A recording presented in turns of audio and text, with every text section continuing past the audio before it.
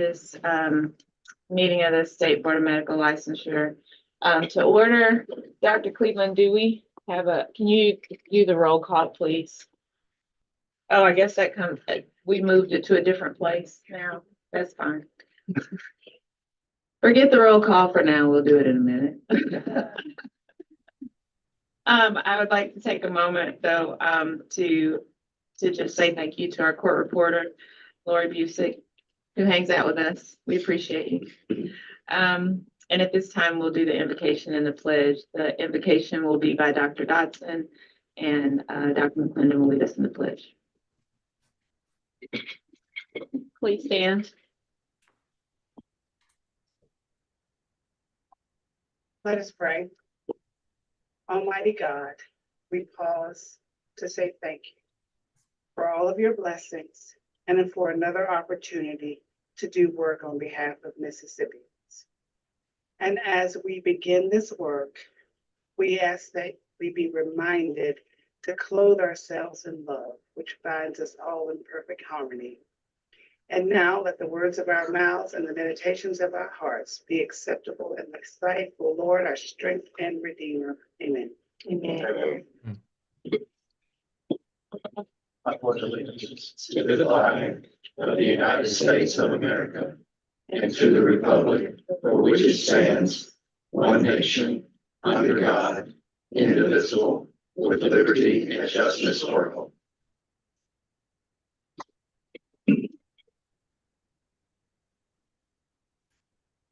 Now, Dr. Cleveland, can you give us a roll call?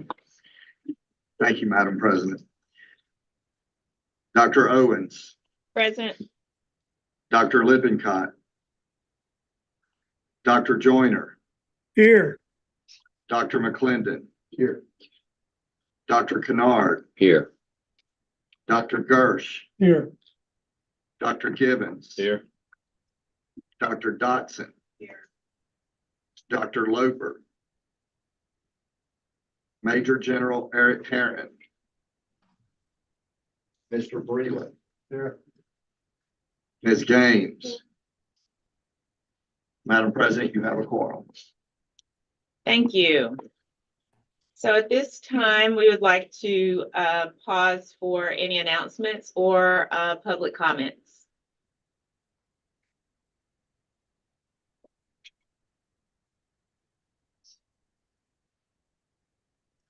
That was only a 10-second pause. It seemed inordinately long. Didn't it?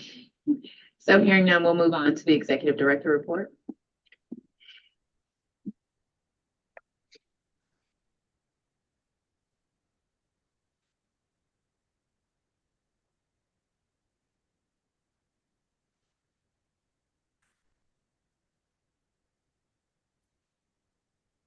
Are we going to go to slideshow?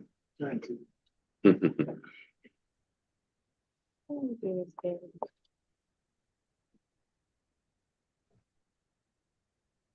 Thank you.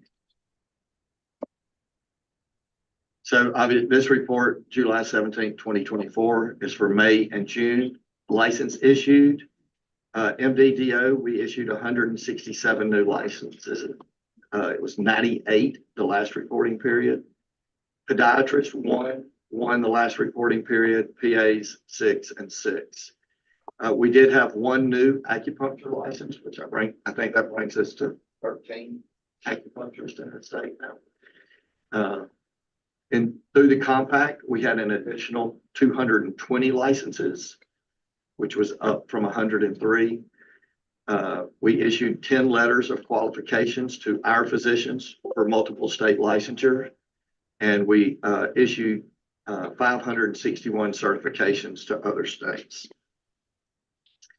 In investigations, we received 91 complaints of minimal. We were able to close 24 cases. We opened 22 new cases, which gave us 79 total open cases as of this week. Cases closed within 7 days was down to 43%. We had 70 requests for PMPs. Of that, 24 of them required additional investigation.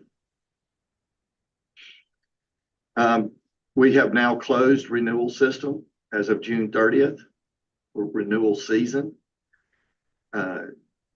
The MDs permanent, 9,687 renewed, compact MD, 1,827, DO, 1,066, with compact being 252. There were 83 podiatrists that renewed and 504 PAs, which gave us a 91.4% renewal rate, which is consistent year over year. Just briefly, at a pretty high level, fly by what was approved by the legislature. We are now in fiscal year 2025, which began at the first of this month. We were approved for $2,667,000 in salaries, travel, $50,000. I should say that salaries was the biggest increase we had. $50,000 for travel is consistent with what we've done previously. $815,000 for contractual service is consistent. Commodities, $50,000. Equipment, $122,000, which is up some. Part of that is the audio system and eventually the visual system that we'll be adding. And then subsidies, loans, and grants for a total of authority of $4,435,000. If we break that down just a little bit, we had 25 positions that were filled previously and so vacant positions was 5, which accounted for a $247,000 increase. 2% progression, which I'll give a little bit more detail on, is almost $45,000. And then the board per diems, which actually goes under salaries, is $5,000, bringing us to the total of $2,667,000. So the positions we have filled was administrative support assistant 4, customer service rep, data analyst, and we're recruiting a customer service team leader currently. Progression is considerations to include performance, longevity, licensure and certification attainment, and job mastery. So that's the 2% potential increase we will be discussing with our employees. For travel, in-state 20,000, out-of-state 23,000, the bulk of that being the annual meeting for FSMB. Board member travel to these meetings, 7,000, which gives us the total of 50,000. If you look at contractual services, it includes things like building, legal services, accounting services, mails, which is the computer licensure system that we use, payments to ITS and DFA. Equipment, high level computers, servers, furniture, and audio visual.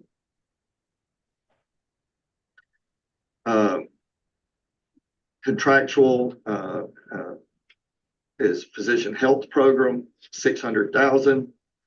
We give Board of Pharmacy 130,000. That's for the PMP program, and then subsidies, loans, and grants total 730,000. And with that, I'll be glad to answer any questions.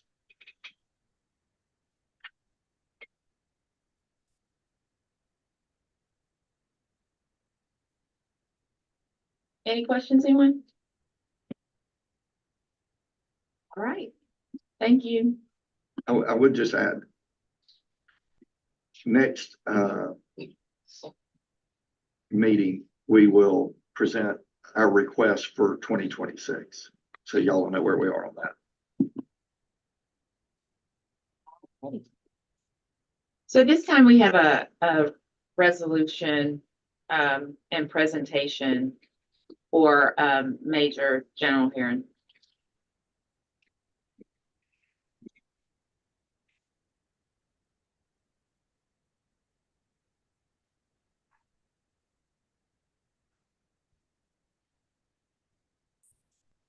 So for those of you who may not know, Major General Eric Aaron has been a public board member or consumer member of this board for, oh my God, since I got here, and before then. So how many years ago?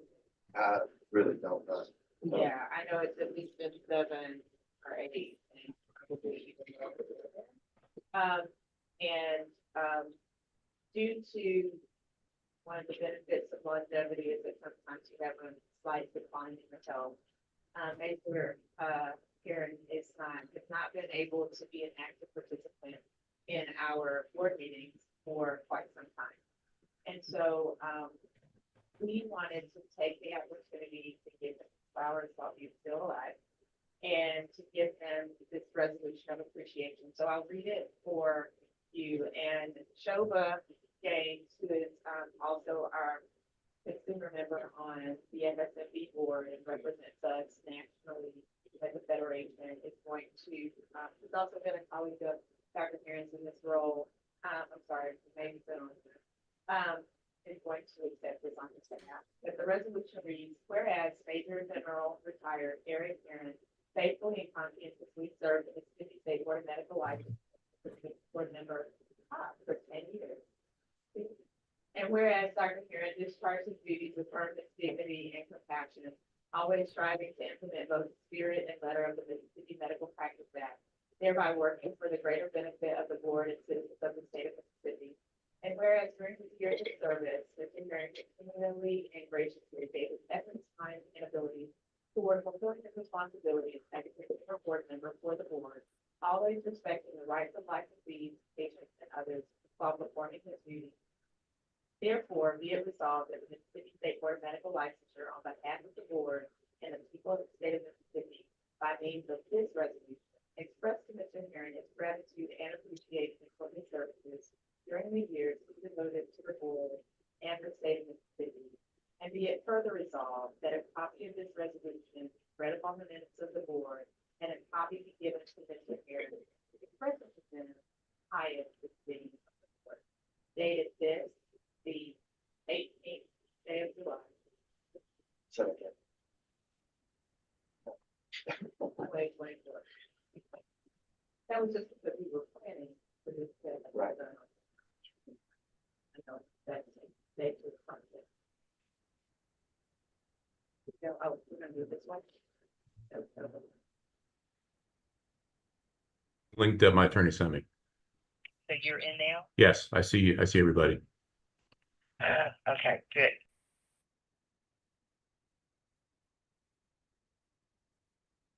And for our friends who are joining us virtually, if you will please mute your microphones while we are in session until you're recognized. Thank you.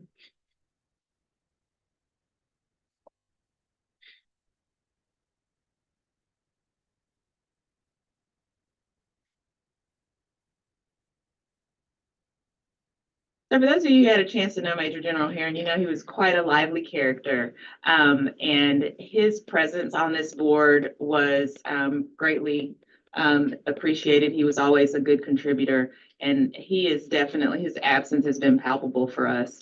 So we do ask that you continue to keep him and his family in your prayers as he kind of navigates his health situation. But we did want to take this opportunity to just show our gratitude for him as our colleague and the work that he did in service to this board. At this time, we will continue on with the agenda, moving on to approval of the minutes. They are in your binders under tabs 6 and 7. You should have received these in your packets in advance of this meeting, but if you haven't had a chance to look them over, please look them over. And if there are any corrections, please feel free to state them. At this time, we will take them independently. So first we'll do approval of the minutes of the executive committee that are dated for May 7th, 2024.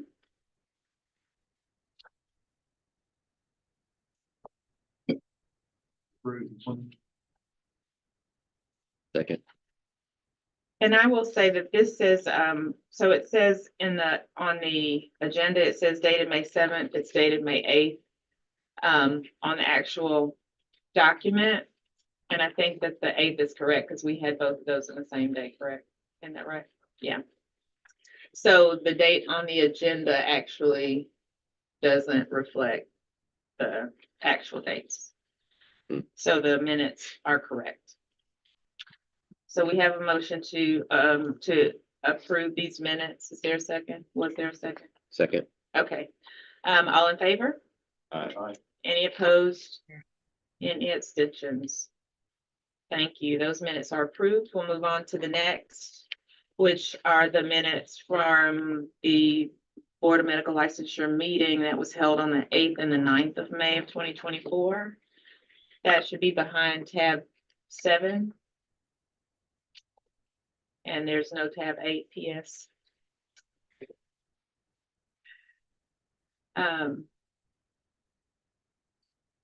After you've had time to review, I will entertain a motion.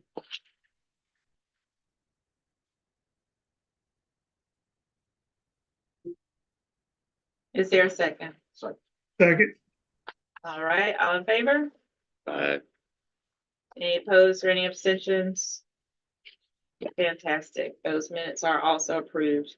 And at this point, Dr. Joyner, are you prepared to give the report from the executive committee meeting this morning, or would you like to delegate that responsibility to someone that is sitting in person with us today?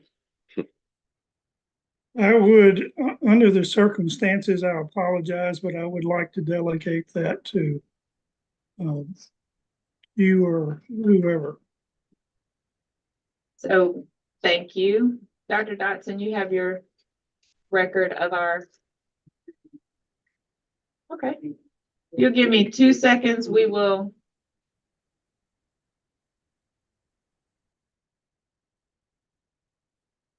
We will go ahead and take care of that.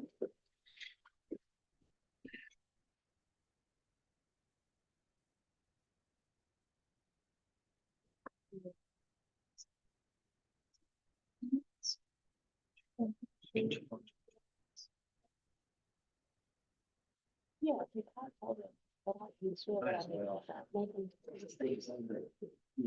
Okay. That makes sense. That's probably it.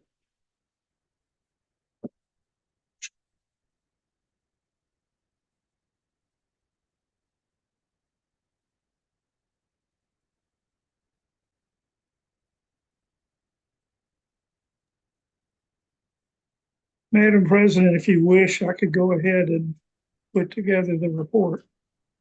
No, thank you. We just were chasing down the documents. It's okay. We're good.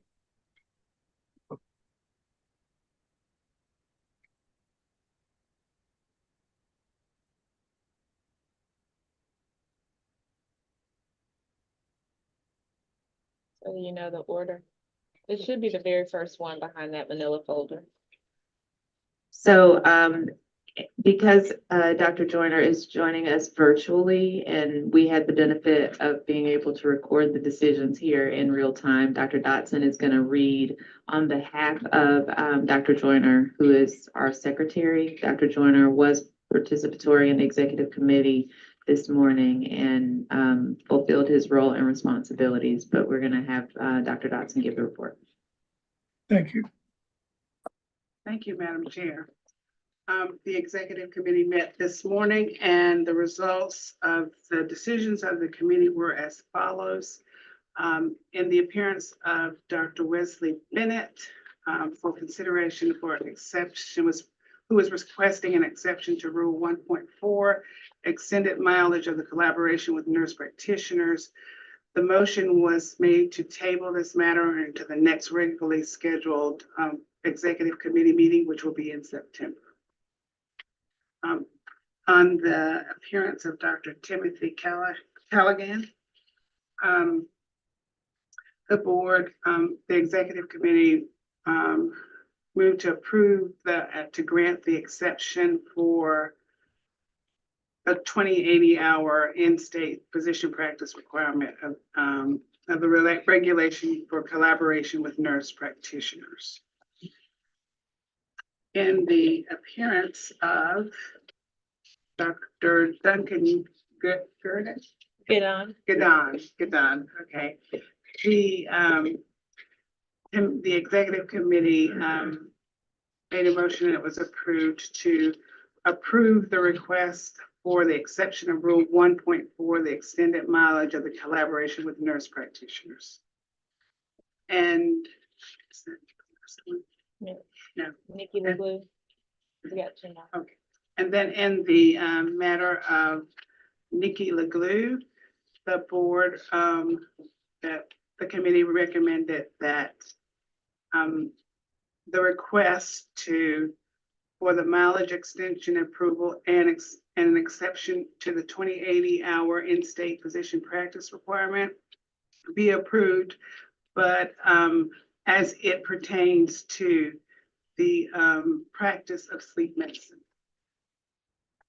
And then finally, final appearance was by Dr. Shimoni. The executive committee moved to grant the waiver to grant him a permanent medical license to practice in the state of Mississippi. And this was, the request was due to grant with the exception to the licensure requirements that were there for permanent licensure. And that was approved. And that's a report of the executive committee. So you have heard the report of the executive committee. Are there any questions?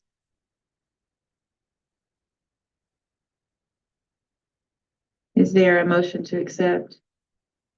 So moved. Second. Any further discussion? All in favor of accepting the recommendations of the executive committee? Aye. Dr. Joyner? Sorry. That's all right. I wasn't prompting you. I just wanted to make sure you were counted. All those opposed? Any abstentions? Thank you.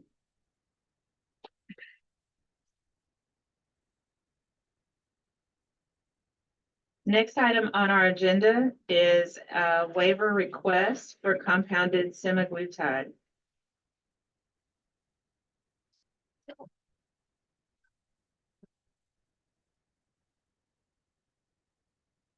Good morning, Board.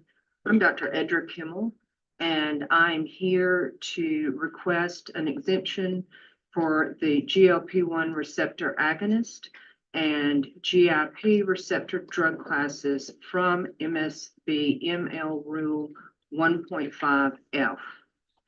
The FDA approval requirements in Rule 1.5F shall not apply to compounded versions of GLP-1 and GIP drug classes in two situations. One, a patient has a specific clinical need that is not met by a commercially available product, or two, the specific medication is currently on the FDA's drug shortages list.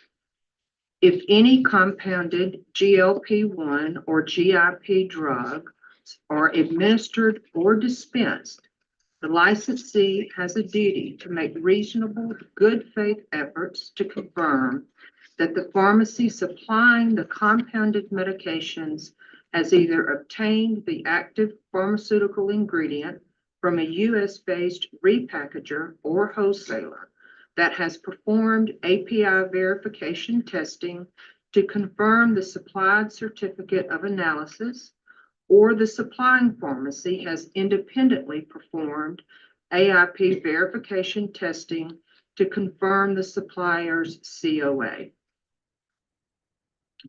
And I'll just say I'm thankful to be here to make this request of my own volition, not because I was required to do so or asked to do so by you. Are there any questions?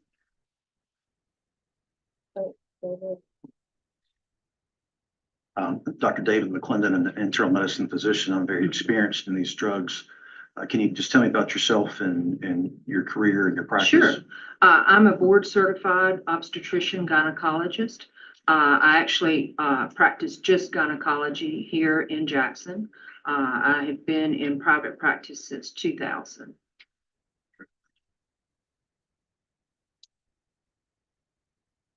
So we also, so for the benefit of the board, Dr. Kimmel has come with this request. We also have representation from the Board of Pharmacy. As the board is aware that the input of the Board of Pharmacy and the work that they do, we often do in collaboration and pursuant to some of the information that we had before. I think that getting some additional information from the pharmacy board regarding this request would be helpful and informative to the board members as it pertains to our prior discussions regarding this issue.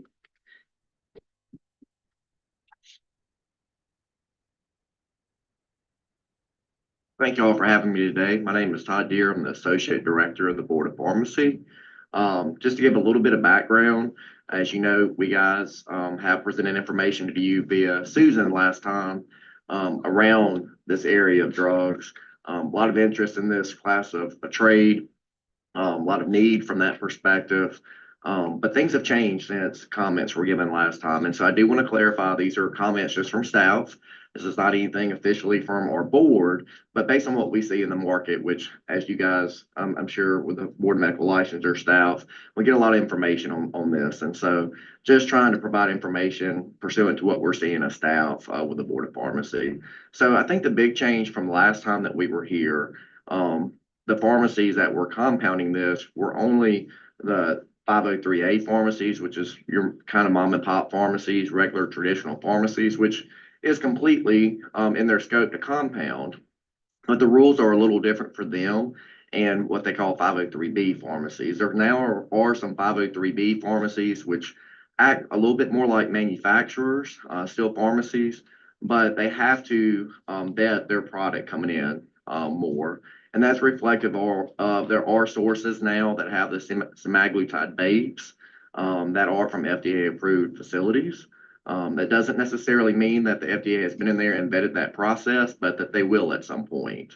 And so given the intent of providers to ask for exemption to your rule 1.5, pharmacy board staff said, if the medical board was, agreeable to allow an exemption, what would be an appropriate construct to do that? And so we did have input on this from board staff of really the testing. So there are still players in this field that we do not feel like are, the best business partners from that perspective.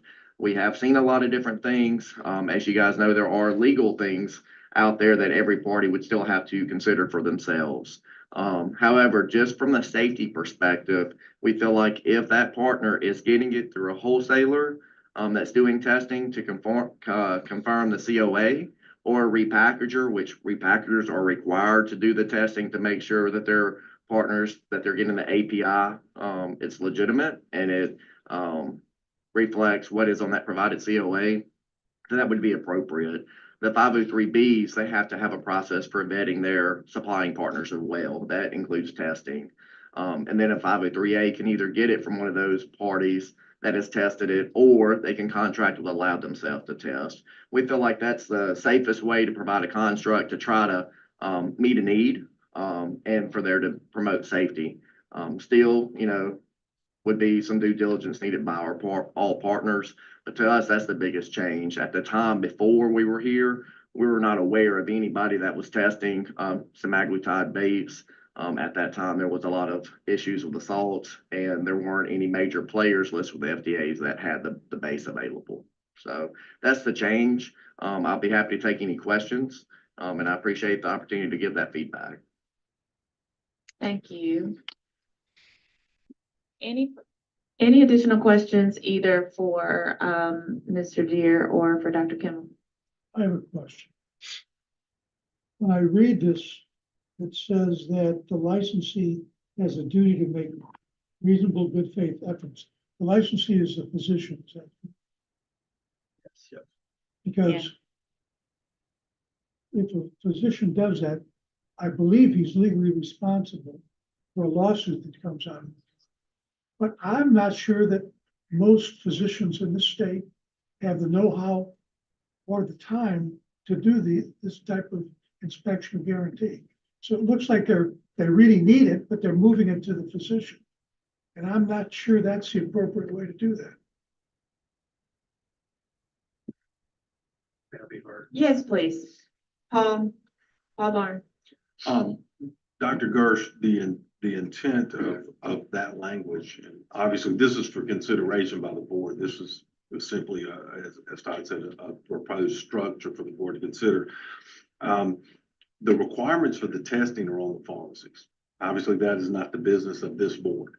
However, the licensee has a duty to make reasonable good faith efforts to confirm that the pharmacy is taking steps. It simply means that there's a duty of inquiry is what we were proposing. What level of inquiry would be reasonable and sufficient? Of course, that would be within the board's purview. But we felt like if someone is, a physician is going to be giving a compounded version of these medications, they should at least have to ask, honestly, where are you getting your, so like, can you confirm that there's a certificate of authenticity for these drugs that are using? So we're not attempting to place any duty on the physicians to act as a pharmacist, but simply a duty of inquiry to confirm that the supplier is representing to them that it is a legitimate source. Does that answer your question? In part, but what legal responsibility does this put on the physician? It puts on the responsibility to comply with the standard of care, just as with any other care, in my opinion. I don't believe it adds anything to the standard of care. It illustrates a bit what the board considers to be best practices in this area. As far as the legal responsibility, that would depend on the specific situation and circumstances. And I really don't think there's any one answer, one size fits all answer to the legal responsibility. Because when they started compounding initially, I was told that if a physician approves it, they sort of take the rule of the FDA and take some legal responsibility for the product.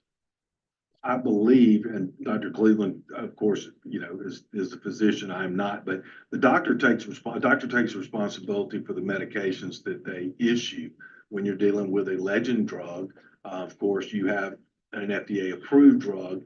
You have guarantees, or at least indicia of reliability and accuracy. Here, that had not been present for these semaglutide or semaglutide medications until now. And when we first had physicians, including Dr. Kimmel, contacted Dr. Cleveland to ask about whether the board would consider an exemption and changing the policy slightly, that was one of our first questions was, were there legitimate sources for these medications? And we consulted the pharmacy board staff, Mr. Deere, and he graciously did the research and confirmed that there are in fact legitimate sources. Now, I believe it's simply what we were intending. Of course, the board, again, the board can impose whatever duty it sees fit. Dr. Cleveland and I, when we were discussing this, was simply, we felt that there had to be some duty, or there should be some duty on the physician to at least make a reasonable inquiry as to the source of the ingredients that were going in the drugs, if you're going to use a compounded version of this product. Dr. McClendon, and then Dr. Givens. And everybody, please turn your microphones off when you're not using them. So I think this is more related to the Board of Pharmacy, question, but thank you, Paul. So before, part of the reasoning as to why we felt this was not safe was because we felt that the only way that they were getting the salt was from China in a way that was unmonitored. And so the situation has changed. It has changed, but by no way do I have a way to say this is 100% safe. This is a construct to say that if you're going to consider making an exemption, this is a way to put a safety parameter in it. At the time, now, just to kind of go back to the conversation, anytime that you're doing a compounded drug, it's not FDA approved. And so, you know, any of these would not be FDA approved products that you would be prescribing, but there is active pharmacy ingredient that they use for compounding that is coming through FDA registered facilities now. That the FDA has listed on their website. There's 3 503Bs and I think about 6 unique manufacturers that supply the active ingredient. So there's a pathway that is going through the appropriate channels to where in the past that didn't even seem to be the case. So just to restate, what we're dealing with is compounded semaglutide and compounded tirzepatide. If Correct. it's obtained from this higher level, higher standard pharmacy, then you believe that it's likely okay. I believe that it is a safe construct for it. I still have a lot of questions from that perspective. You know, I think putting it on the other side, the patent holder is saying that they're not selling the API to anyone. But if you have a certificate of analysis that is confirmed, I believe that's a lot safer than where we're at. I think there's still a lot of questions in this space personally, but I think that if you're going to move forward like so many other states have, and allowing it, because we are in the minority in Mississippi with it not being allowed, this is an appropriate construct for consideration to promote safety. But I cannot tell you that this would guarantee 100% safety. I just can't do that if that's what you're looking for. Thank you. Okay, so. Dr. Givens? Do I need to turn my speaker on? Yes, you So- do. Am I on there? Yeah. There we go. So I think you may have partially answered maybe Jersh's question and probably, so for me, it's a thing of a practical situation. Suppose a physician is gonna write one of these medications. What would then be the next step?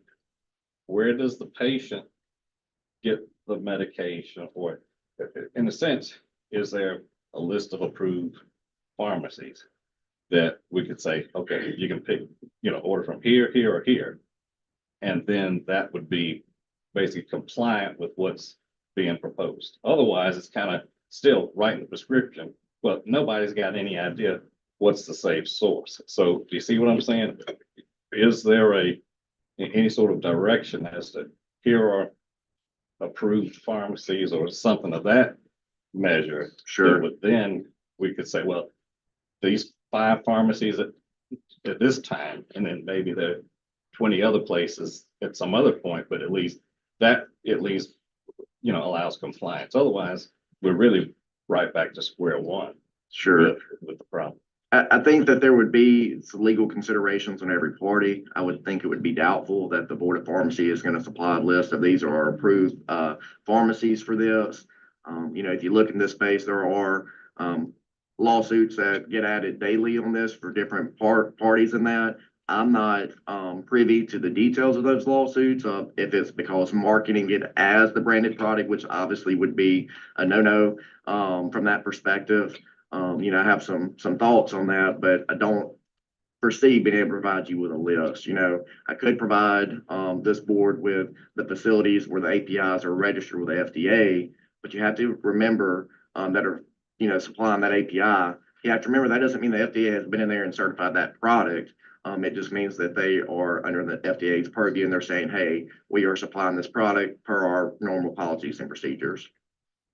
So, Mr. Deere, real quickly, a couple of things, and I think this kind of goes back to the issue that Dr. Gersh raised. And, you know, people have thrown around terms like standard of care, and I think when we think of that from the standpoint of what a reasonable person would do under the same or similar circumstances, what then, because I think there's a couple of things that are really important about this. We've heard some rumblings about this medication just because of the issues with shortage and then the limitations that were placed by this board on access as it pertains to the compounded version and all those things.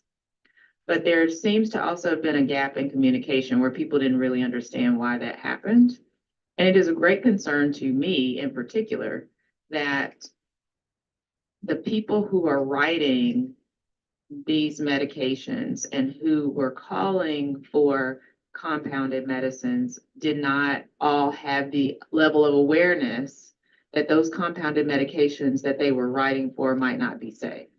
And that there was not really a documented quality process that we could trace to say that what they were getting, although it might have been compounded in a pharmacy and you would feel comfortable with that, but that the upstream process was flawed to the extent that we couldn't guarantee that just because you write a prescription and send it to pharmacy X, that it's going to be the right thing or that it's going to be a safe thing for the patient. So from your perspective, what is the reasonable approach, or what information would be needed by physicians? Because most of us don't do pharmacy stuff. There are some of us who've been pharmacists, but most of us don't.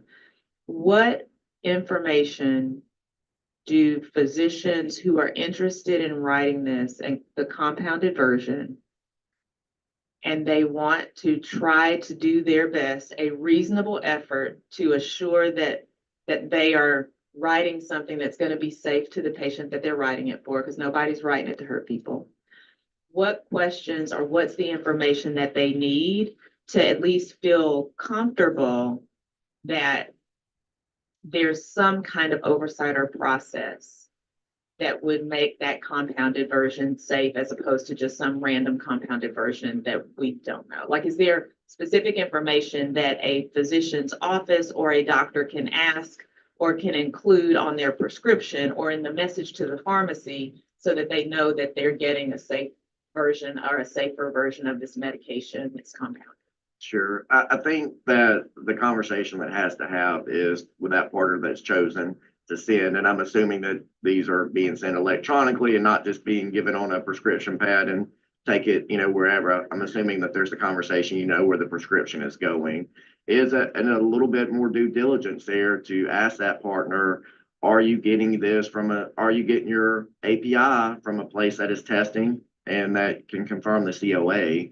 I realize that's not a simple way, but without that, as a prescriber, I wouldn't feel comfortable with the intense interest in this field of drugs for the compounded versions to do it. And is that something that I'm just picking? Okay. I'll just say Pharmacy X because I was going to say a name and I won't do that. So I'm calling commercial pharmacy X compounding pharmacy Y. And I use all these letters, COAs, API, blah, blah, blah. Is that something that a reasonable pharmacist who answers the phone is going to know the answer to? Or is the tech who answers the phone going to be able to answer that question for me? Because if I got a waiting room full of patients and I got to do this extra for the benefit, and maybe it's one of those things where you ask that question once and at least you can put that pharmacy on the list and you don't have to make that call every single time. But like, is that something that you're going to be able to get a good answer to? Is everybody going to know that when you pick up the phone and you get random person at compounding pharmacy, whatever? Well, I think that at the compounding pharmacy, if you feel good about it, you should be able to ask for the person that's kind of oversees the compounding operations of the compounding head pharmacist. And if they can't answer that, I would not feel good about it. Okay, thank you. That's helpful. Any other questions? Dr. Kimmel, I got a question for you. Sure. Hearing this practically, does this seem like something reasonable? Just as a person who's doing it, what's your take on it? Yes, I do believe what Todd is discussing is practical. I've actually worked with one of the local compounding pharmacies who did or has received this base that is considered safe. And because it has the API and the COA, and like Todd is stating, I think, or for me as a provider, I'm not going to write this prescription and let patient, Jane, take it to any compounding pharmacy. As a provider, I will make sure that where they're going to get this compounded is actually following these rules. And I think that's an important point because we know right now across the state, we have numerous facilities, whether they come under the guidance of this board or not, that are handing out compounded versions of these medicines without safety measures. And as a provider, as an MD, I can bring that patient back into my practice and safely provide them with a source that is either in shortage or they just don't have access to, and I can monitor their progress and ultimately, what I feel like is their safety. So that too is in part of one of the reasons why I came today to ask for this waiver is the state of Mississippi desperately needs the utilization of these classes of medicines. The entire state is a comorbidity, in my opinion, just about. And so we need to do it safely, and we need to make it available as broadly as possible as we can. And right now, that's not happening. Thank you. Mr. Breland. This is, Shelby, can we get some mic assistance? Just hit it. I can speak this loud. There Okay, you go. this is, I'm in way over my head with this. But what is this medicine for? I mean, so I can understand the possible danger if somebody asks me. So, Mr. Breland, you may be familiar with there's a relatively new class of drugs that has been approved for two things. First is the approval for as a diabetic medication, one of the newer diabetic medications. And Ozempic? yeah, it's those class, exactly. So your head's way higher than you think. So it's Ozempic and all of its friends. Okay, so the Mounjaros and all of those other Wegovy's, those medications, some of them have been earmarked just for the diabetes piece, and then there are others that have been earmarked specifically for weight loss. And while they are the same medication in many instances, they have been earmarked for different purposes and branded differently. So that's what we're talking about. Okay, well, if it's Ozempic, then, and the compounder, I understand, is where the big problem is. That's exactly what we're Is the talking about. compounders and their sources. Yes. So it seems to me like there's gotta be somebody who knows about that kind of thing checking on that.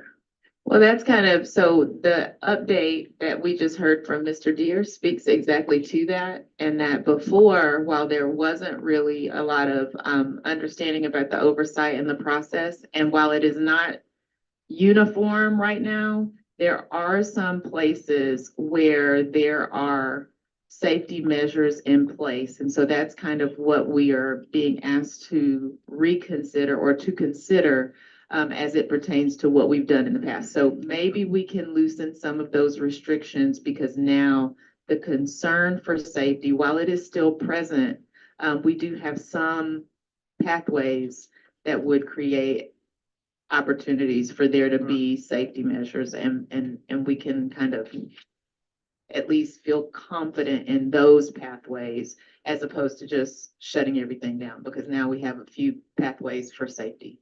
Right, okay. Any other questions? Dr. McClendon. I would just like to complete his question of understanding the drug. So we have these receptors called GLP-1 receptors that we weren't aware of when I was in medical training. So this is somewhat a new development in it. They are in the appetite areas of our brain, and they're also focused along our gut. And they are a large part of the peristalsis process of the forward movement of food contents, acid, and enzymes through our gut. And so this medication causes a mild weakness, a mild slowing of food. And so food sits in your stomach longer, along with acid and enzymes. And so you stay full longer, and therefore you eat less, and therefore lose weight. The side effects, though, are what you would expect when you slow down the gut. You're gonna get reflux, bloating, constipation. I have had one patient who had a small bowel obstruction. And so there are, potential medical side effects to this, but at the same time, we are seeing unbelievable benefit. We are seeing Parkinson's and Alzheimer's get better. We're seeing osteoarthritis get better. We've seen a 40% reduction in fatty liver, which, and I can tell you probably 60% of Mississippians probably have fatty liver. 20% of fatty liver patients are going to turn to liver cirrhosis. And so we now have a drug, really the only drug that's effective for what we call metabolic syndrome and everything that we're suffering from in Mississippi. This is a game changer, but at the same time, we have to, so the excitement about this medicine just exploded to an earthquake degree everywhere.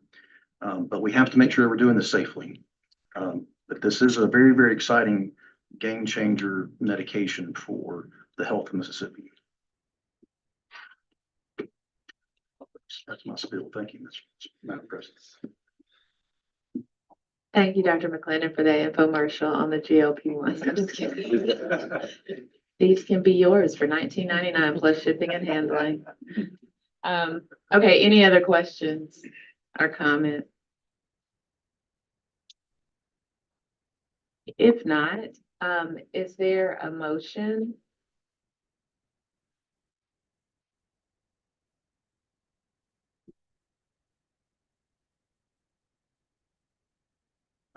I move that we close this meeting to consider to go into executive session on this matter. Second. So it's been moved and properly seconded that we close the meeting to consider whether to enter into executive session. All in favor? Any opposed? Any abstentions? Dr. Joyner, was your vote affirmative? You are muted. Affirmative. I just wanted the record to reflect. Okay, thank you. So the meeting is now closed. Madam President, I would ask that Todd Deere, Board Counsel, and myself be invited to executive session. So we were probably going to make that consideration, but I thank you for keeping that top of mind. Please, by all means.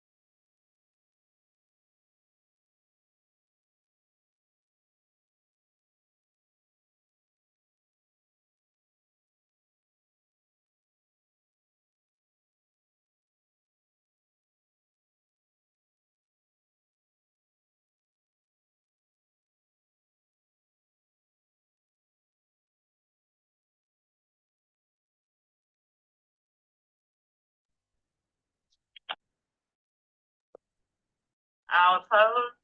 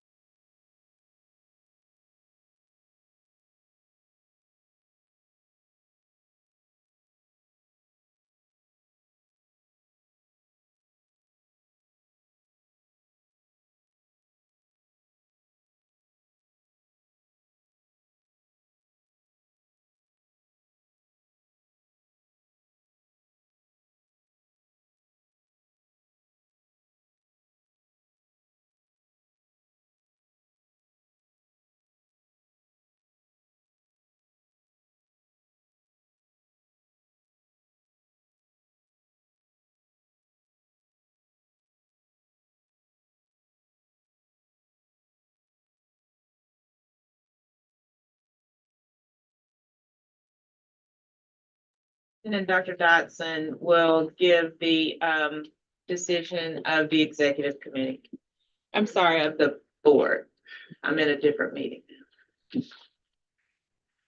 The board voted unanimously to approve the request for exemption of glucagon-like peptide 1 GLP-1 receptor agonist and glucose-dependent insulinotropic polypeptide GIP receptor drug classes from MSBML Rule 1.5F. The FDA approval requirements in Rule 1.5F shall not apply to compounded versions of GLP-1 and GIP drug classes in two situations. Number one, a patient has a specific clinical need that is not met by a commercially available product. Or number two, The specific medication is currently on the FDA's shortages list. If any compounded GLP-1 or GIP drugs are administered or dispensed, the licensee has a duty to confirm that the pharmacy supplying this compounded medications has either obtained the active pharmaceutical ingredient, API, from a US-based repackager or wholesaler that has performed API verification testing to confirm the supplied certificate of analysis, or COA, or the supplying pharmacy has independently performed API verification testing to confirm the supplier's COA. Thank you, Dr. Dodson. Dr. Kimmel, thank you so much for coming, and also to Dr. Deere. Thank you all for your presentation, and hopefully this will open up opportunities for physicians across our state to allow safely compounded medications in these classes to be available to patients. The board also understands that there's a significant educational component that will need to be provided to help, I guess, clarify and answer potential questions that might arise from this, so that licensees fully understand the spirit of this change and how to best be in compliance and what would be expected. So we'll make sure that there's adequate education that goes out on our behalf to the licensees. And also Dr. Deere has said that the pharmacy component will also be doing something similar with theirs as well. So hopefully by continuing to do what you guys have done today, by working together, we'll be able to kind of move this thing forward in a way that helps ensure the safety of the patients in Mississippi. Thank you. We are getting close to lunch, but there are a few items on our agenda that I would like to kind of get off of the agenda before we break. And so we are now on agenda item 10. And so I would, if at all possible, like to see if we could get through items 10, 11, and 12 before we break for lunch, if that's okay. Mr. Barnes, is that acceptable? Absolutely, yes, All ma'am. right. So we'll go with item number 10, which is hearing in the case of Priscilla Resser, who's a physician's assistant. Yes, Madam President, this is Complaint Counsel's request for a continuance. This matter arose because initially PA Resser was referred to examining committee, but did not initially comply. At that point, the director issued an order of temporary suspension. But this week, PA Resser did meet with the examining committee and is currently in compliance, and therefore request that the board continue this disciplinary hearing to allow the examining committee to fulfill its role. So moved. Is there a second? Second. So it's been moved and properly seconded that we approve the motion for continuance in this case. All in favor? I'm sorry. Is there any discussion? All in favor? Any opposed or any abstentions? Thank you. We'll move on to item number 11, hearing in the case of Takeda Muriel. Yes, ma'am. This is Dr. Muriel, or Morel, I believe her attorney pronounced it. First request for a continuance. Dr. Morel was personally served on June 11th. The issues you'll see in the package, you can in the affidavit include collaborating with an NP whose practice is not compatible and potential hospice prescribing violations. The attorney for Dr. Morel had a conflict with this and requested this first continuance, and it's unopposed by complaint counsel. Is there a motion? Second.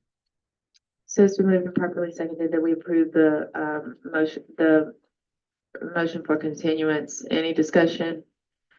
All in favor? Any opposed? Any abstentions? Thank you. The continuance is granted. Item number 12, hearing in the case of Ramel Asaguara. Yes, Madam President, just as with the last matter, this is a first request for continuance by Dr. Asaguara. He was served through his attorney on June 17th. His attorney requested this first continuance to prepare. The charges relate to prescribing controlled substances for weight loss without performing physical examinations. And this first request for a continuance is unopposed. Is there a motion? Motion. Second. It's been moved and properly seconded that we approve the request for continuance. Any discussion? All in favor? Any opposed? Any abstentions? Thank you. The motion for continuance is granted. So it is 12:12. This seems like a really great time to pause for a break for lunch. And so how about we reconvene is 1 o'clock reasonable? All right, so we will reconvene.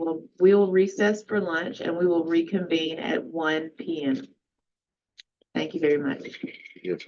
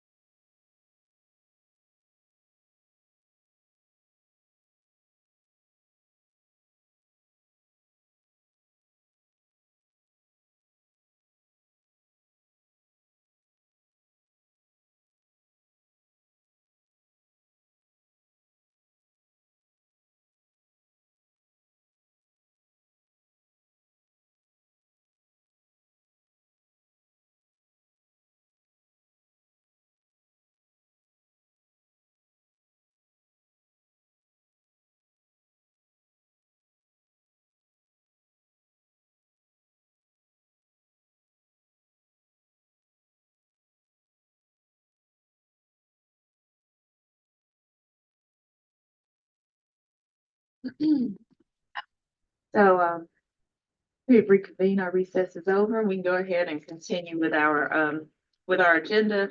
We left off at item number 13. Request for declaratory opinion regarding whether physician may delegate administration of medication and medical assistance and other unlicensed assisted personnel.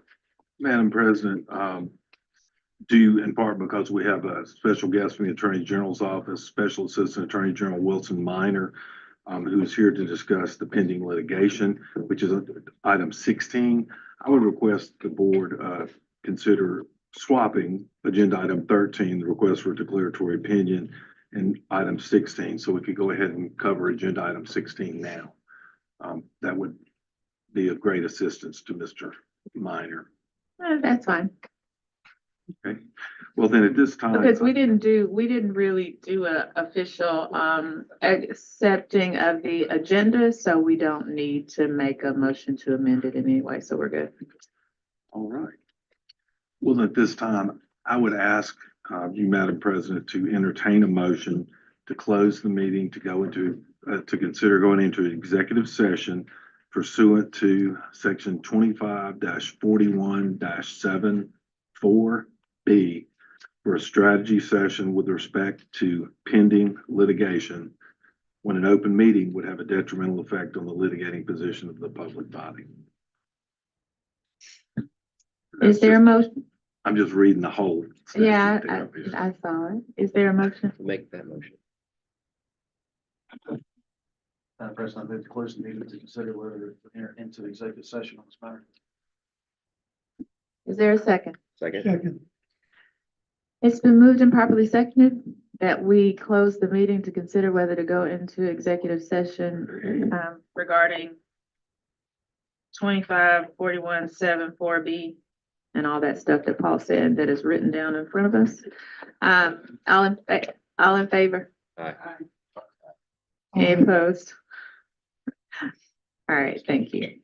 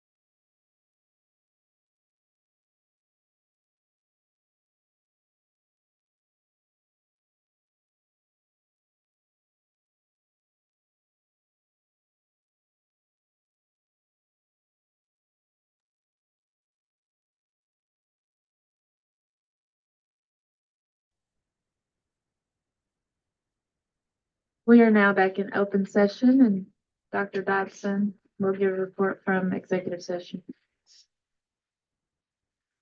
The board met in an executive session to discuss pending litigation with attorneys.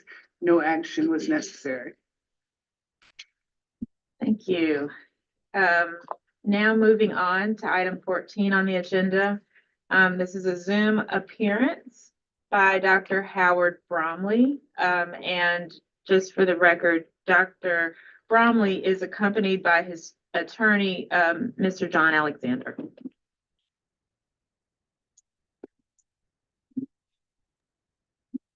Good My afternoon, everyone. My name is Caroline Montoya. I'm actually Dr. Brumley's attorney this afternoon.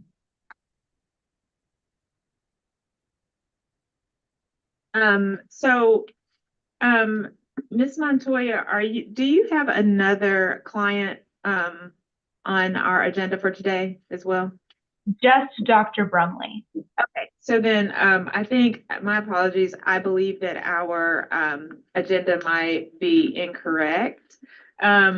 So Ms. Montoya, thank you for that correction. Dr. Bromley is represented by, if you look under item 15, that would be Ms. Montoya. And then we'll see about where Mr. Alexander fits in a little bit later. Maybe with the next. Thank you for that correction.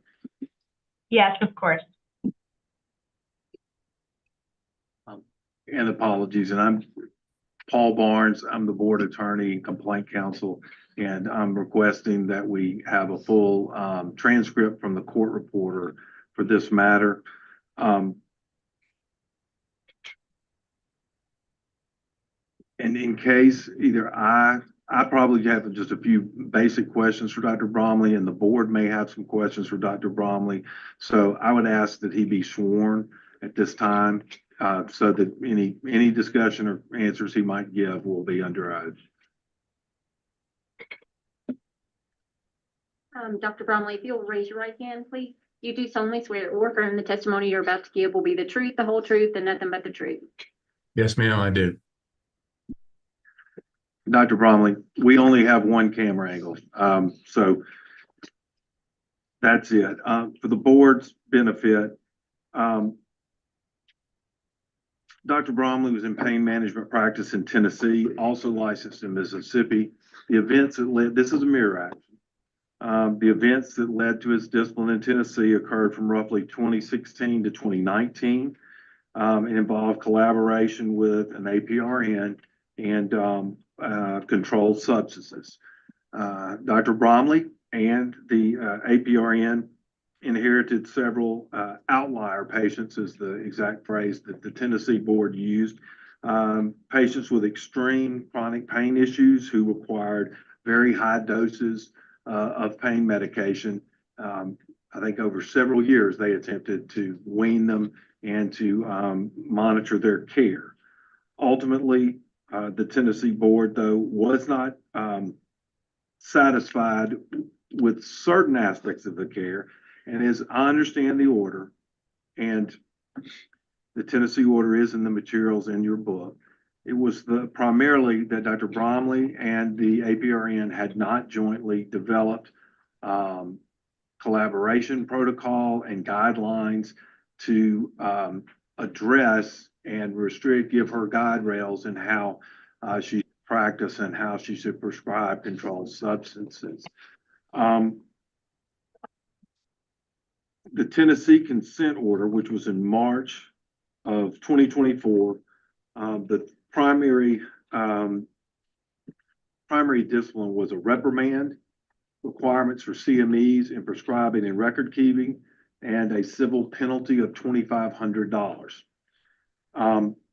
In the Mississippi proposed consent order, you'll see that the primary terms are a reprimand, comply with all terms of the Tennessee order and submit documentation of compliance. And obviously, this board does not have the power to impose civil penalties at this time. But Dr. Bromley? Yes, sir. Did I fairly and accurately summarize the circumstances and If so, again, is there anything else you'd like to tell the board about that? Yes, sir. First of all, we did have collaboration protocols and guidelines in place. The issue is that the clinic that I worked at the time, Cordova Pain Specialist, was switching electronic medical records and deleted all of the electronic medical records from the time period in question. They also shredded multiple records, including the 19 patients. So we had no records whatsoever to provide to the state. I am currently in the process of litigating with the Cordova Pain Specialist because of those issues. I have a formal suit over the clinic's destruction of records. I have a presentation I prepared. If you want me, if I'm allowed to read it, I'm sorry.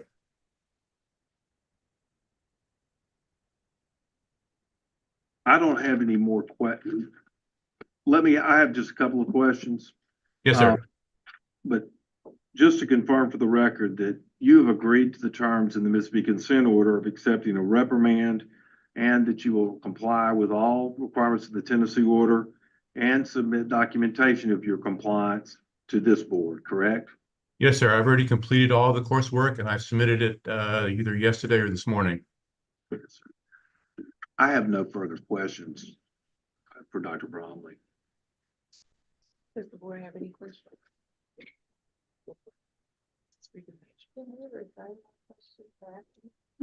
Absolutely.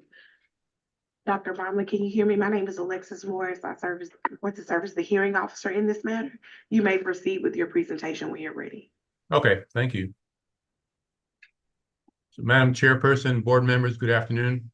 Thank you very much for giving me this opportunity to present for the Mississippi State Medical Board.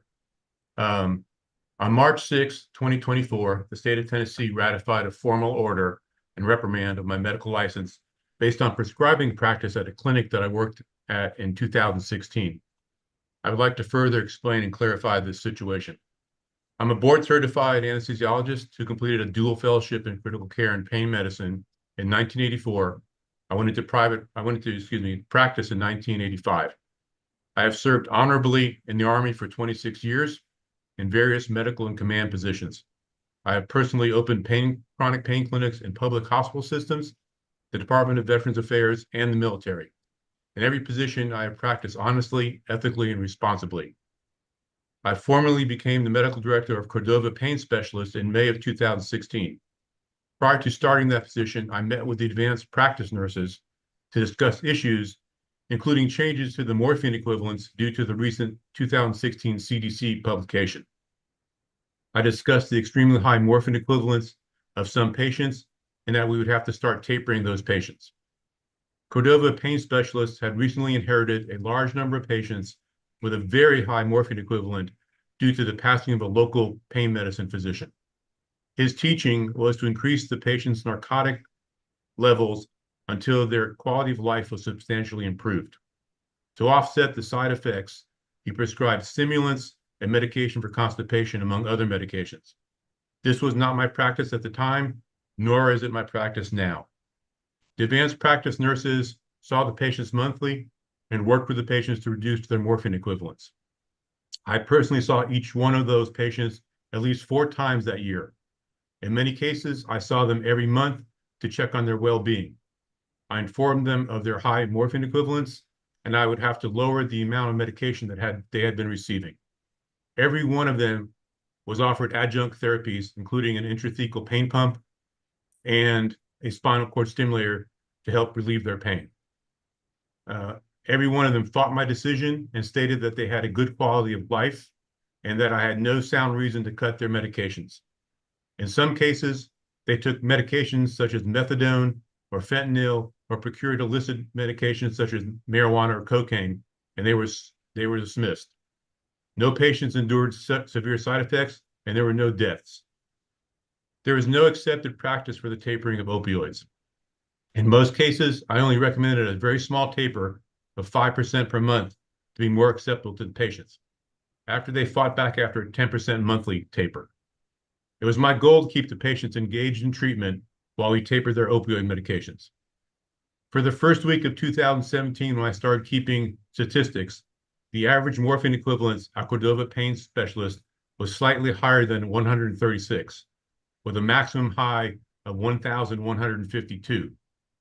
36 patients had a morphine equivalent of greater than 200, and 10 were greater than 400. At the end of the same year, calendar year 2017, the average morphine equivalence was down to 110, a decrease of nearly 19%.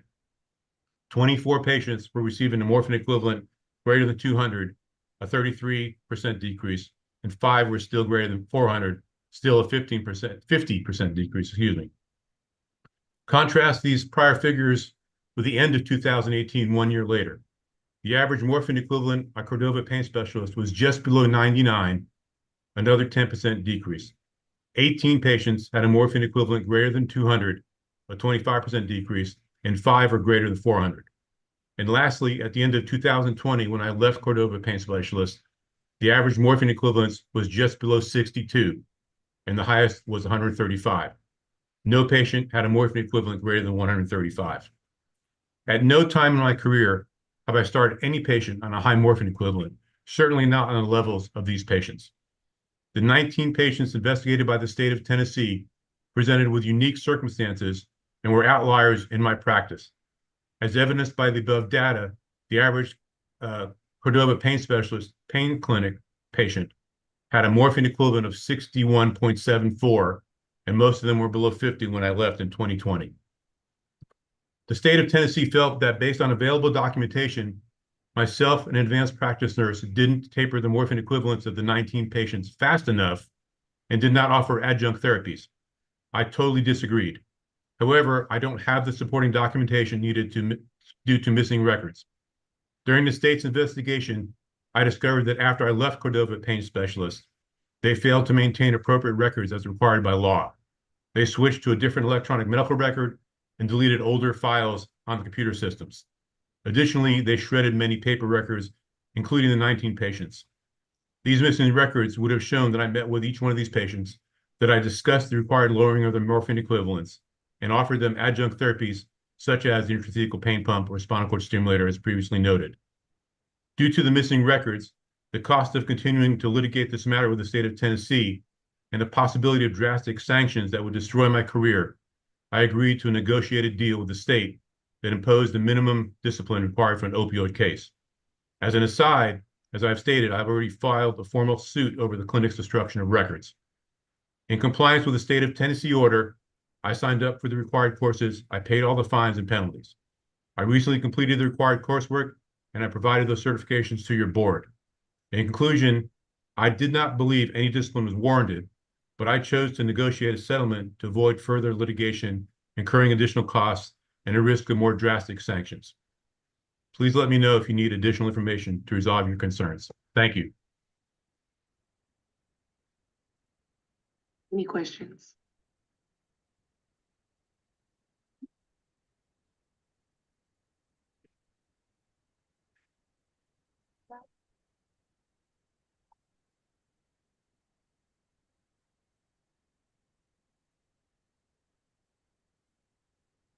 Anything further?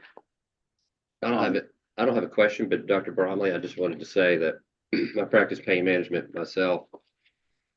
In the age when we started having formal fellowships, and kind of right in the heart of the opioid epidemic, which I say the heart of it, it's really still in the heart of it. You're in a difficult position. I think if you had it to do over again, you probably would not have had anything to do with that practice that you tried to help. I think that's pretty clear. But these patients are left in the lurch, and the only lawsuit I've ever had, malpractice suit, which was thrown out and never even went to a deposition, was over this situation. Opioid prescribers, you know, the legitimate ones, are in a very, very difficult position at this time. And hearing your description and the time you took to delineate all the facts, of course, that's one side, but people that are not doing it the right way don't even have the capacity to lay something out like that. Because I know them, and I've tried to protect legitimate pain physicians in this state my whole career. So I know that's just a statement, but I want it to be on record. And if, I don't have any questions of you, it satisfied me, but I hope that I would be able to help, being in the same field with the same basic credentials, the board understand what position you're in. Thank you. I appreciate those words.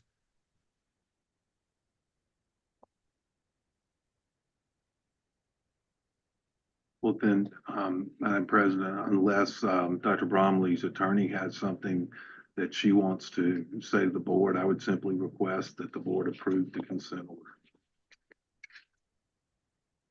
Nothing further from me. Thank you. All right, well, is there a motion? Move we approve the consent order before us. Second. It's been moved and seconded that we approve the consent order. Any further discussion? Hearing none, we should vote. All in favor? Any opposed? Any abstentions? Dr. Bromley, thank you so much for your time. And you're to be commended for your rapid response to the issues that you've been asked to complete, the task that you've been asked to complete. And we do wish you success in the future as you hopefully get this stuff cleared up quickly. Thank you very much. Thank you for the board's time. Absolutely. Next, we'll move to the next item on the agenda, item 15, which is the a petition to lift restrictions from Dr. Rahal. I think this is also a Zoom appearance. And let's see. Just to be clear, Dr. Rahal, do you have counsel with you? Yes, Ms. Amanda Waddell. Initially it was John Alexander. I think that's where Okay, got it. where the mix-up was. You were with John. Gotcha. Yes, ma'am. Yes, ma'am. And I'm sorry, counsel, can you please identify yourself for the record? Yes, Amanda Waddell on behalf of Dr. Rahal. I'm with the Rainey Kaiser Law Firm in Memphis. Thank you. Mr. Owens, please proceed. As you mentioned, and is listed on the agenda, this is a petition to lift restrictions, or I believe probation is the term that's used in the consent order. Dr. Rahal was disciplined in Tennessee in 2023 for violations involving pre-signed paper prescriptions. Dr. Rahal agreed to a consent order with this board, which was approved on November 15th, 2023. It's in the book you were provided. For the meeting, the terms were probation. Dr. Rahal was forbidden from collaborating with mid-level providers during the probation. He was required to comply with all the requirements of the Tennessee order and submit documentation of compliance. And he was not to request lifting the probation until he received an order of completion from Tennessee, and that he would reimburse this board's costs. And now Dr. Rahal is seeking lifting of his probation in Mississippi. I would ask that at this time Dr. Rahal be sworn because I have a few questions for him. You'll raise your right hand, please, Doctor. You do solemnly swear or affirm the testimony you're about to give will be the truth, the whole truth, and nothing but the truth. I do. Dr. Rahal, you can lower your hand. Yeah, there may be a lag. I apologize. Did I accurately summarize the events that led up to this? I know I did not get into any of the details, but that's accurate. I believe, yes, sir. Yes, sir. All right.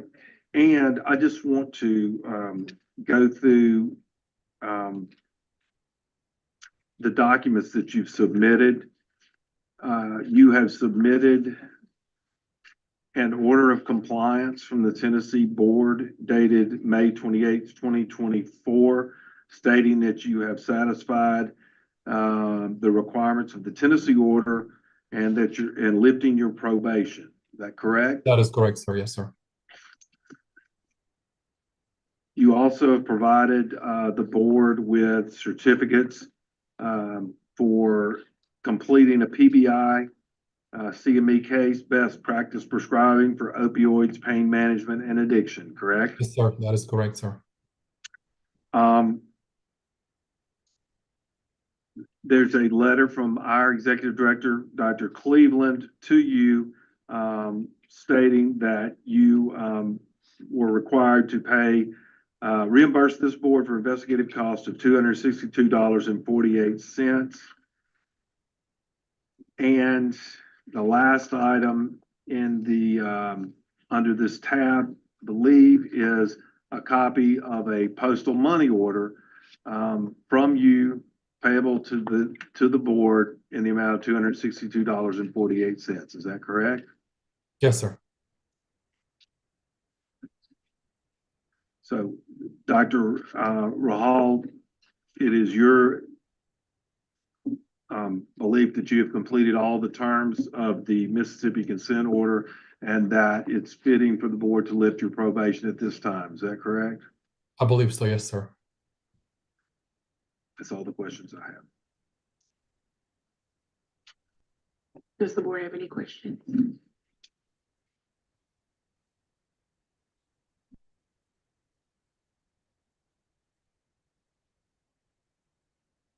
Excuse me, doctor, do you have anything that you would like to add before the board at this time?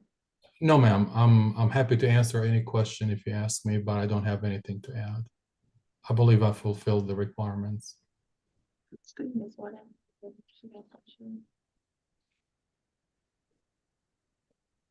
Okay.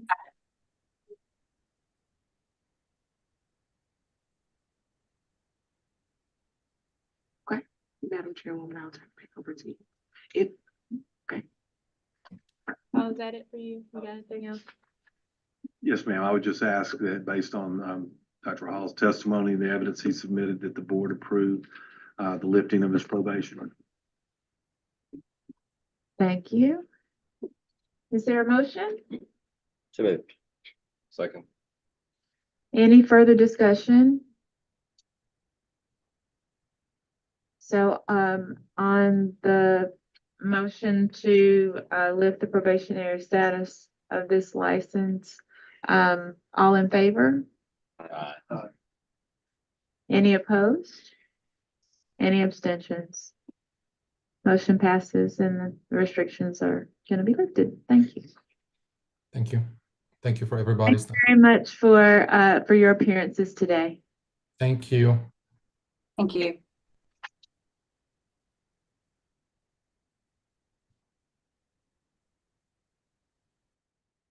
Okay, and if you guys will remember, we switched around some things in the agenda, so we have now gotten to item 16, which is a request for declaratory opinion regarding whether physicians may delegate administration of medication to medical assistants or other unlicensed assisted personnel.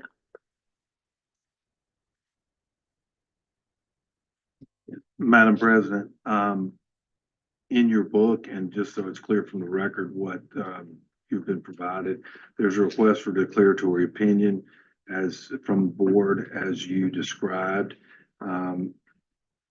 Also in those materials, I provided you a copy of Chapter 9 of Part 2635 regarding community-based immunization programs, which is part of the information involved with the request.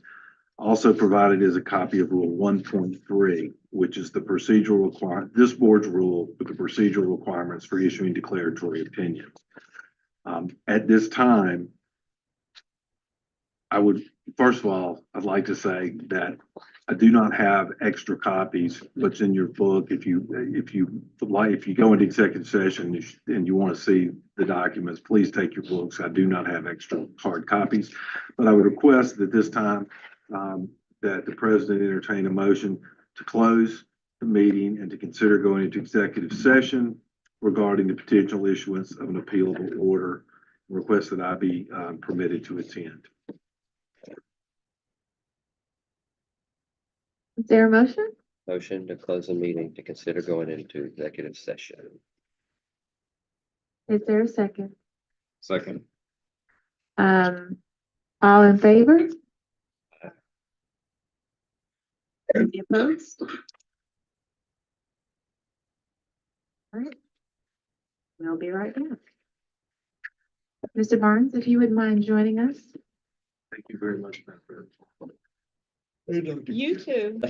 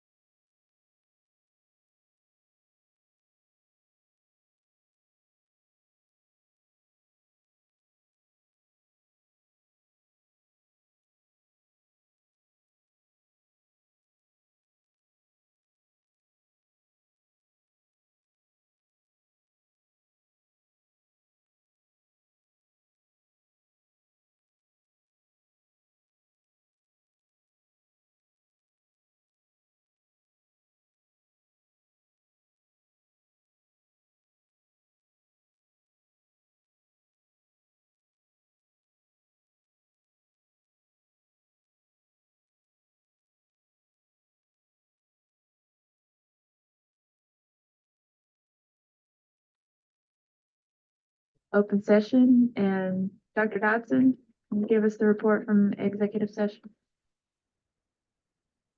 The board met in executive session to consider the request for a declaratory opinion regarding whether physician may delegate administration of medication to medical assistants and other unlicensed assisted personnel.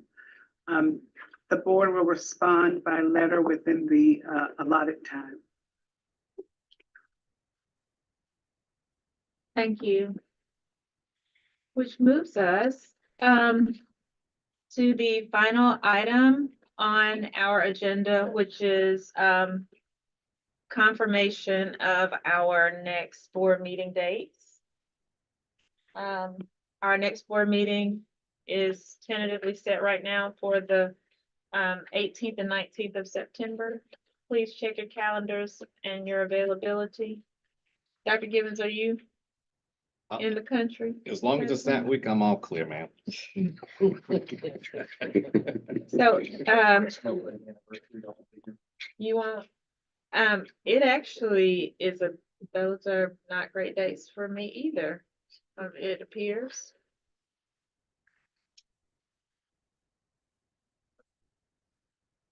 Bad day for me too.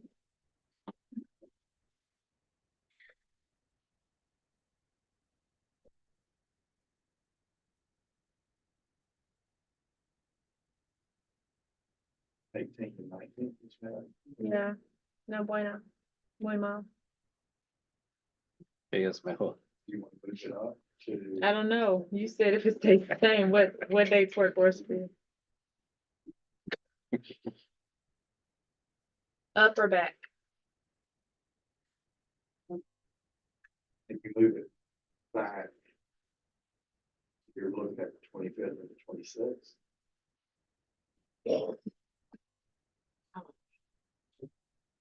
You know, that's not gonna work.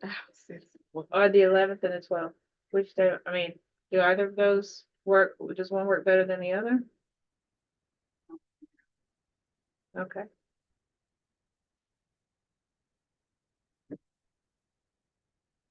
What's your availability, Alexa? But not the 25th and 26th. Oh, shocked. So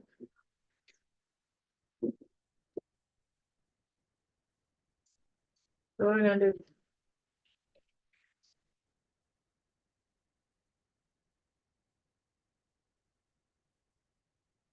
You bring the two dates to a vote?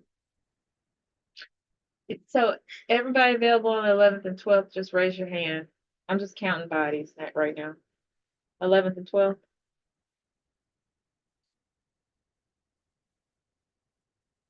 I can. So you can count me. But I'd prefer the later date. But I can do it. That's what we choose. 18th. So the 18th and 19th don't work for you, and then the 25th and 26th. That works. I knew it. I know you. That's your decision. Not for you and not for our hearing officer.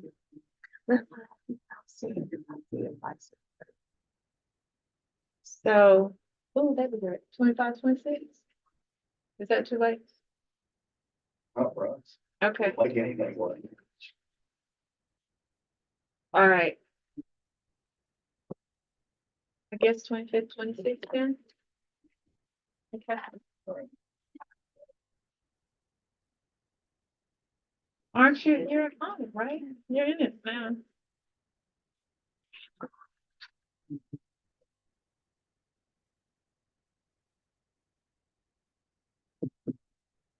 What you going to vote? It's great city. All right, so we're moving to the 25th and the 26th. And then just as a friendly reminder, retreat date included at the bottom of your agendas.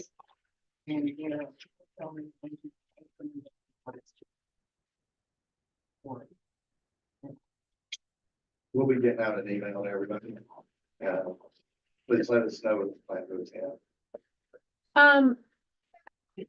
It was was called to my attention that there was not a response to the call for, content for that retreat. Well, so that's okay, because we have proceeded with planning. I think this year we're gonna have one of our best retreats ever.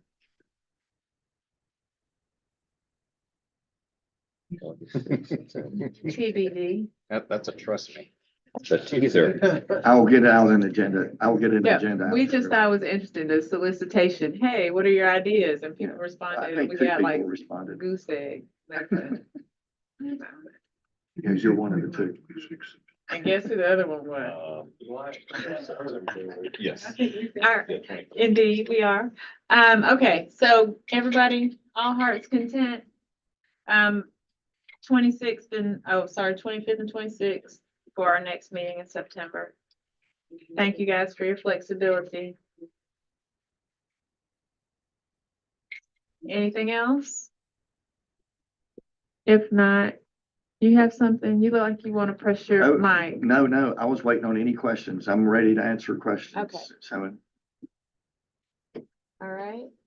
If that's no further questions, then I'll entertain a motion to adjourn. So moved. So adjourn.